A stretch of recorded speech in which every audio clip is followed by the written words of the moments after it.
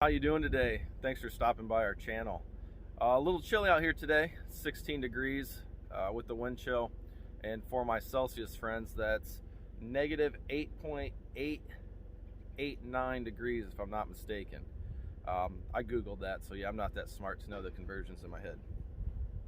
But the point of today's video, within the last week or so, I've seen a lot of guys on social media in my area, on different Facebook forums, Facebook pages and such, saying, hey, I'm looking for free wood from tree services. Here's my address. We'll take all the wood you have as long as it's free. Drop it off. And that's great. Some tree services do that. I've found in my area that does not happen. When we first started getting the idea in our heads that we were going to burn wood, I called every tree service I could find in the area. And I want to say I called between 30, 35, 40 tree services. Two of them called me back. One guy said, yeah, I'll make you a deal, because I wanted to buy just logs. I didn't want to buy split firewood. I wanted logs so I can process it down the way I like it. One guy kind of screwed me around and around and around, and then just, you know, he'd say, yeah, I can bring a load over, just get a hold of me this day. So I know those guys are busy. I get that. So I'd call, I'd leave him a message, I'd shoot him an email. All this stuff never got back to me. And then one company got a hold of me, kind of a small job, and they said, you know, we really don't sell logs, but if we're in the area, we'll just sell you loads that we have on the truck so we don't have to run them back to our yard. And at the time, that was my only option, guys. I hadn't made the connections that I had made recently, and this would have been probably 6-7 months ago. We just bought this property last March, so we've only had this place, you know, 10 11 going on 11 months, 10 months. And our backstory why I wanted to get into burning wood is when we bought this place, it's just a small 1,200 foot square house, but we got 20 acres with it. We bought this place for the land. The only problem with the house is it's all electric. There's no propane, natural gas, no solar, nothing like that. Growing up in this, you know, somewhat this area, I knew what the electric prices are, and I told my wife, we're gonna need a wood burner, because I'm not gonna pay to heat that house with electric, because I know what my dad paid for his farmhouse. Granted, this is newer and a little bit more efficient, but I just know electric prices are high around here.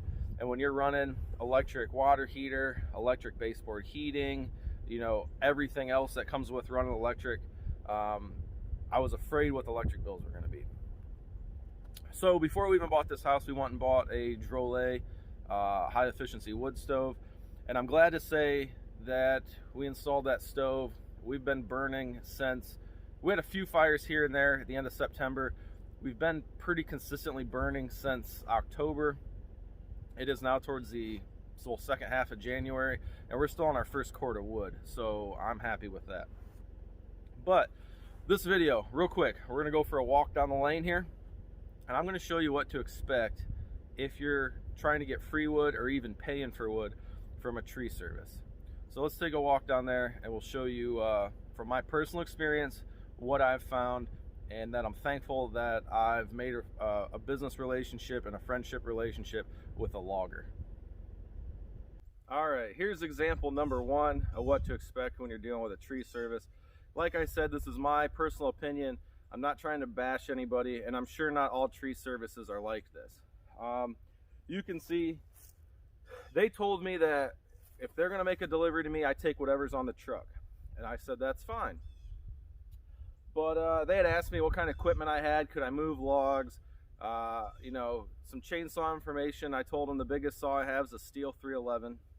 And this is stuff they dropped off. There was a pile of stuff over here, but I don't think I've ever gotten what I would consider a nice log from these guys. If I was getting it for free, I wouldn't be complaining at all. I couldn't find anybody to give me free logs, so the deal I had with those guys is I was paying $100 a load. You can see we tried to cut through this one.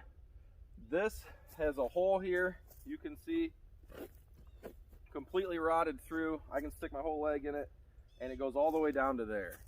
So I feel that a lot of times when you're dealing with a tree service, especially if they're a tree service that processes their own firewood. They're going to keep the good stuff for themselves, and they're going to pawn off some of the stuff that, you know, there might be a little bit of firewood here and there that's good quality, but you're going to have to work for it. And in my opinion, and the way I feel about the guys I was dealing with, I felt like sometimes they were just pawning off junk to me that they didn't want to take the time to process themselves. We're going to call this example number 2. As you can see, there's a large trunk piece here. I don't know if you can see it from the camera angle. There's where it splits off into 2. There might be a couple pieces of firewood in there. On the other side, there's a giant hole, and it gets down there and it's just full of knots. The middle section here was also an elm trunk they dropped off, all punky. That piece might have some solid wood in it, but I don't have anything to pick up that larger piece down there.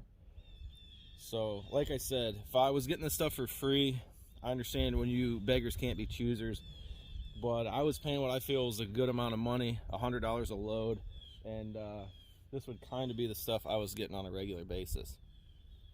Let's go down here to the next elm pile, and I'll show you the best load I got from those guys in the time that I was dealing with them.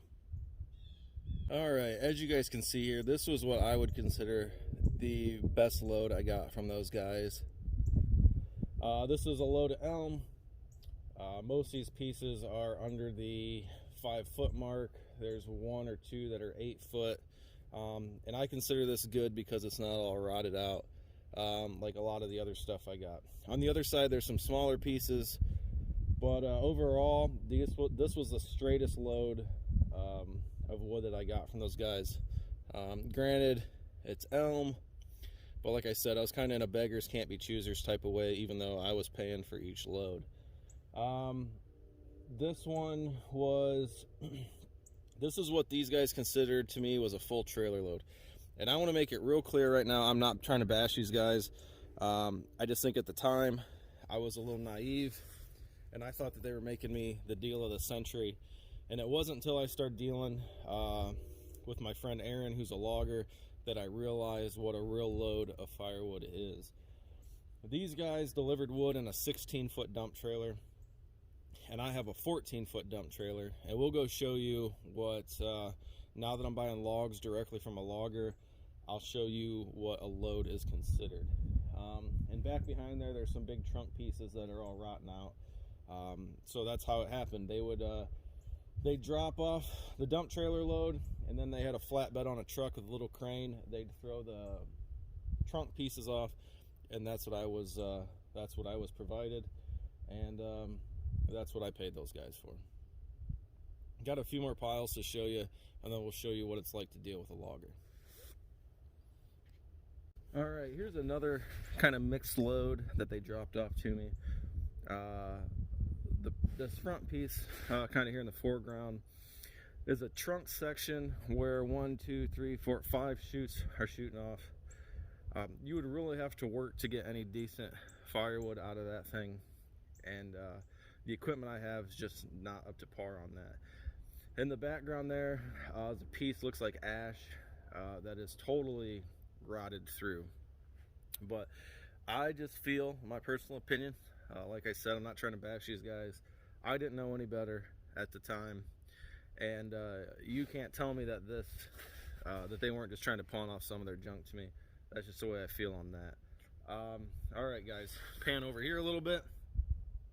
This wasn't a bad load either, but that's what they considered a full load to me. You can see some of them are all rotted through in the middle, and I understand that's the business of doing tree service work. They're tearing down old trees. They don't get to pick and choose what they tear down. But you know, these guys process firewood on the side, so I'm sure they keep a lot of the good wood for themselves. And if I was a tree service, I'd be doing the same thing. Well, you just got to know what to expect. If you're asking for free wood, more than likely you're going to get the bent pieces, you're going to get the partial rotted pieces, or you're going to get the pieces that are just too big to maneuver. All right, so we're going to walk out here, kind of the lane I had made to process firewood back here. At the time, I told the guys just to dump it along the driveway. We live down a long lane, so nobody really sees it. I know my mom says it looks tacky, but what else am I supposed to do until I get an actual trail made back here where I can drive the truck and the trailer back here and dump logs. But this is kind of my wood processing area. And actually there's one more load that I got from these guys I want to show you real quick. All right, here's a load of elm these guys dropped off. As you can see, it's maybe 4 feet tall at the highest point, 8 to 10 feet long. It's not very wide, but I would have to think a 16-foot dump trailer could haul more than that. But I don't know, maybe that's just one whole tree. I don't know. When they told me they'd deliver a load, I kind of thought that if you're paying for a load, you get a load. But there's not a whole lot of wood there. Maybe a cord, maybe a little more, but not a whole lot. There's going to be a lot of cutoffs and big knot pieces like that that are going to be wasted. So that's another thing. I know a lot of guys that get tree service wood and they have a big bonfire going nonstop to deal with all the trash pieces. And I've had to do that also, but it's just a lot of extra work. All right, now we're gonna go out here. I'm gonna show you what one load in a 14-foot dump trailer looks like when you're buying logs directly from a logger. Try not to fall. This was all mud and froze last night. So, all right, let me flip this camera around and show you what that looks like.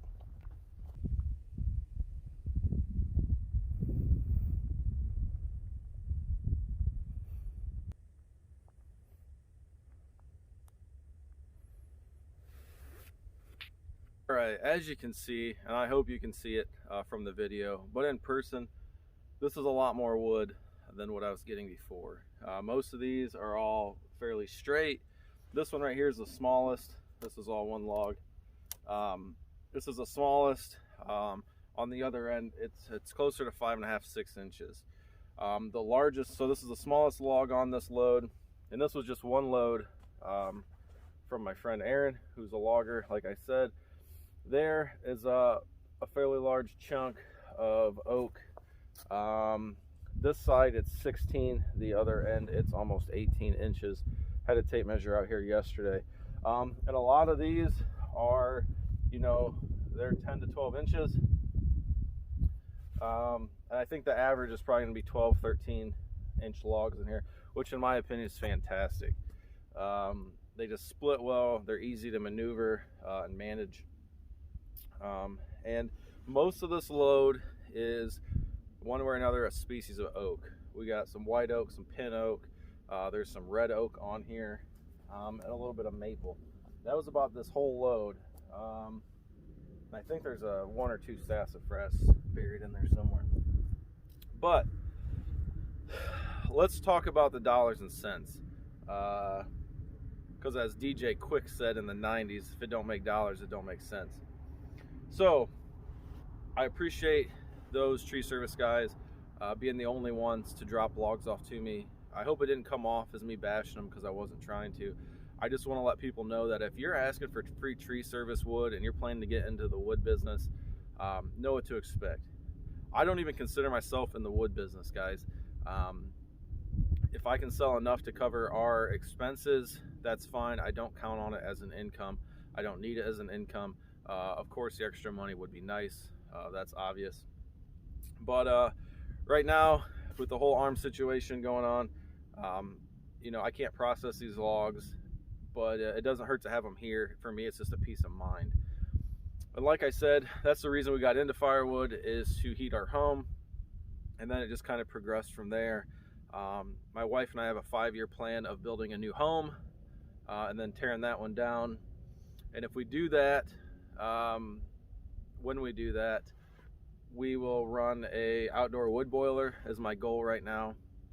And then that will heat the house, all the hot water, and then eventually, you know, 10 years, 15 years down the road, however it works out, I would like to build a big heated shop up by the house. And then have radiant in-floor heat for that. But obviously this is a lot more wood per load than what the tree service guys were giving me. But I understand it's a different business. Tree service guys were just dropping off whatever they were dealing with that day. My only gripe is I thought I'd be getting fuller loads out of a 16-foot dump. This whole load here fit on a 14-foot dump and only hung off the back 2.5 feet. Aaron does a fantastic job. When I go up there, you'll see him sorting through the logs. He knows what the equipment I have to handle logs. He knows I have a Kubota L3901. He knows I have a grapple, so he doesn't really give me anything I can't handle. And that's like the bigger logs. He did buck down for me, so he knew I could handle them with the tractor. If you ask me, that's good business skills right there, and that's just someone who's watching out for his customers, and I really appreciate that. Another thing with the tree service, they had mostly dropped me off elm and maple. I think that's about the only two woods I got. They did call me one day and say, hey, we got 2 loads of spruce. Do you want them? I took a gamble on them because they were cheap. Actually, they weren't cheap. I still paid $100 a load, but they'd actually packed those on there. And I made a ton of money selling spruce. I don't know why. I advertised it on Facebook Marketplace, and people were coming out of the woodwork wanting spruce. In a matter of a week and a half, I sold almost two loads of spruce. People love it for their outdoor fire pits. Don't ask me why, but they said they love how it cracks and it pops, and hey, more power to you. No problem. But you know, I bought the quantity cheap enough. I made some good money, and people were willing to pay for spruce. So hey, whatever. I'm a hardwoods guy, but you know, if that's what the customers want, that's what I'll try and get the customers. What else do I want to say? Oh, back to what I was saying. This load is mostly oak, a couple maples, and a couple of other trees in here. The tree service guys, I had asked them, do you guys ever get oak, hickory, anything like that? They said, yeah, we do, but that's automatically $200 a load. So, okay. So I'm going to say this pile here is 3 times the wood, at least, maybe even 4, to some of the loads the tree service guys are giving me.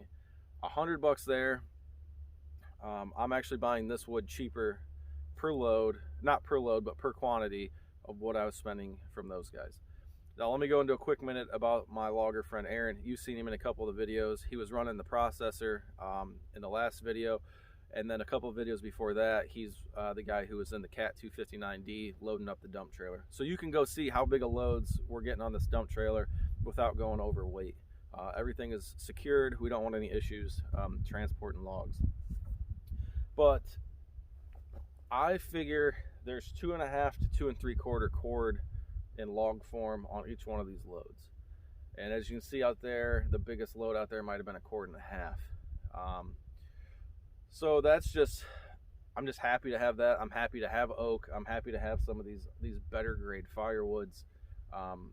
You know, I'm excited from the standpoint that this is what we burn in our home. And don't get me wrong, I love ash. We got a lot of dead standing ash on this property, but getting to it's the hard part. So maybe next year we can get Aaron, who also owns a forestry machine, to get out here and run this. So check out all your avenues. That's what it's kind of the point of this video, is just because you're getting free tree service wood, you might be spending a lot more time processing that wood, breaking it down. You're going to have higher waste, and the return on your investment might not be what you think it is, even though it's free wood. You know, you're going to have to sharpen chains more. You're going to go through more oil. And the biggest thing is time. Time is money. This stuff we can buck up rather quick, run it through a splitter, and we're done. That tree service wood, I'm fighting with it. You know, I got to get the tractor up to hold it in different positions so I can get it cut the way it needs to be. It doesn't make a lot of sense to me. But that's about it for this video, guys. I appreciate you watching me. I hope it was nothing too long, and I hope it had some good information in it. But if you can, get a hold of a logger, see what they're willing to do. In my situation, Aaron clear cuts land for people, so he's a logger. And then he has a wood yard where he stashes the logs. He also sells firewood. We're far enough apart, we're not direct competitors. And the thing is, there's no way I could compete with him for what this guy does. I just want enough wood stashed away a year or 2 in advance for my own house, and sell off the extra to pay to buy more logs. I enjoy doing this. I don't want to make this a job. And I can't wait. Ever since my arm injury at work, one of my ways to cope with a bad day at work or whatever was to, you know, come out and split cut firewood. I can't do that now. So that's kind of bumming me out. I'm not ashamed to say I've actually had dreams of coming out here and cutting firewood. Just, it's crazy. That's part of that, probably the meds I'm on too. But you know, those guys wanted $200 for a cord of oak delivered to me in log form, when I can buy 2.5 or 2 3/4 cords for not much more money. So in the long run, per cord, it's cheaper. But yeah, you know, Aaron's processing wood, so you know, he sells a load to me. That's quick money in his pocket for operating expenses, a little bit of money in his pocket, I'm assuming. And then you know, he can't handle all the wood he's dealing with, so me buying loads from him makes room for him to pile wood for himself, and then they went and rented a processor and stuff. So all right guys, that is going to wrap up this video. And like I said, not trying to bash anybody. I know it probably sounded that way at points. You know, you think you got a good deal until you find a better deal. You realize how bad the first deal kind of was. You know, I don't like owing guys money. It's been 6 months since I got the last load from the log guys. I've called them, said, hey, I owe you guys money, and I can't get them to call me back. So that's the way it is. It's the way it goes. But thanks for watching this video, you guys. My family and I appreciate your continued support from the whole accident thing. And I just pray and hope that sooner or later we can get back here in the wood yard making some cool videos, because God knows I love splitting, cutting firewood, and just being outdoors. All right, everybody, take care. Have a great day.